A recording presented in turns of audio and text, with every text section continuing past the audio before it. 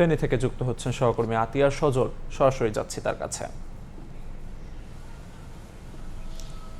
পবিত্র ঈদুল আজহা যত ঘনিয়ে আসছে, পশুর যে বেচা বিক্রির যে খাতটি রয়েছে সেখানে কিন্তু নতুন করে জমজমাট অবস্থা বিরাজ করছে। আমরা যদি বলি ফেনীতে 129টি পশুর হাট রয়েছে, এর মধ্যে 15টি স্থায়ী, বাকিগুলো অস্থায়ী।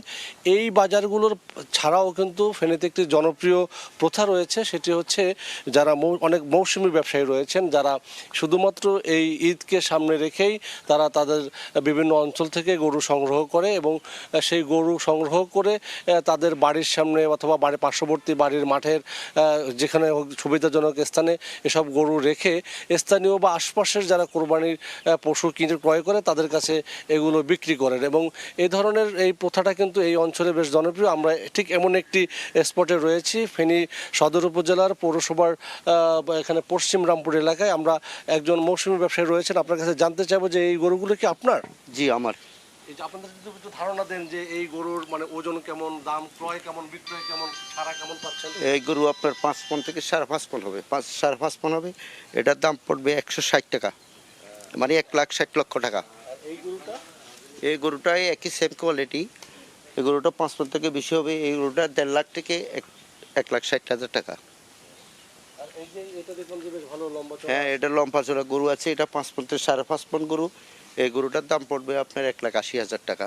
সারা কেমন পাচ্ছেন? বা হ্যাঁ, মোটামুটি আলহামদুলিল্লাহ ভালো হচ্ছি এবং রেট কেটও ভালো আছে, আর বেচা বিক্রি করতেও ভালো লাগতেছে।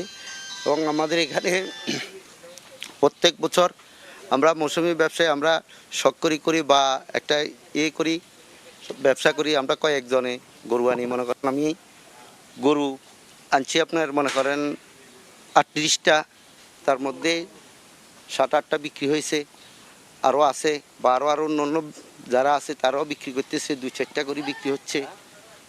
এটা সব মিলে দেখতে পাচ্ছেন যে এই যে মৌসুমী ব্যবসায়ী যারা রয়েছেন তারা কিন্তু প্রতি বছর তাদের অন্যান্য পেশার পাশাপাশি এই ধরনের ব্যবসায় যুক্ত হন এবং স্থানীয় তারা যেটা বলছেন যে বেশ ভালোই সাড়া পাচ্ছেন তারা। এবং এই ধরনের বাজারগুলো ফেনীতে বেশ জনপ্রিয়। এবং ফেনীতে পশু যে মার্কেট রয়েছে, যেটা বলা হচ্ছে যে গবাদি পশুর যে যারা সংশ্লিষ্ট, যথেষ্ট পরিমাণ গবাদি পশু রয়েছে, চাহিদার তুলনায় প্রায় 8,000 পশুর যোগান রয়েছে এই জেলায়। সব মিলে কিন্তু একদিকে বিক্রেতারা হাট বসে আসছেন, অন্যদিকে ক্রেতারা কিন্তু বিভিন্ন হাটে গিয়ে তাদের পছন্দের যে পশুটি খুঁজে নেওয়ার চেষ্টা করছেন। এই ছিল আমার কাছে এখান থেকে।